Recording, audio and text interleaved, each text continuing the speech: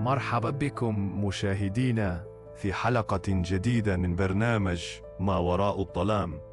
أنا سامر، ومعي اليوم ضيفتي ليلى التي ستشاركنا تجربة مرعبة حدثت لها. مرحبا ليلى. ليلى، أخبريني عن تلك الليلة التي غيرت حياتك للأبد. هذا مرعب حقا. هل تعتقدين أنها كانت روح جدتك؟ لدي أيضا قصة مشابهة.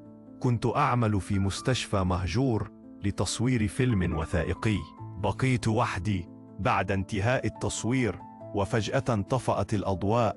سمعت صراخا من إحدى الغرف، وعندما ذهبت للتحقق رأيت سريرا يتحرك وحده. حاولت تسجيل ما يحدث بكاميرتي، لكنها توقفت عن العمل. ثم شعرت بيد باردة تلمس كتفي، وعندما استدرت لم أجد أحدا. لكن عندما راجعت التسجيلات لاحقا ظهر وجه شاحب خلفي في اللقطات الأخيرة. لا أعرف، لكن ما أعرفه أن بعض الأماكن تحتفظ بذكريات من سكنوها، وأحيانا تلك الذكريات تصبح أقوى من أن تبقى مجرد ذكريات. ربما لأن الظلام ليس فارغا كما نظن.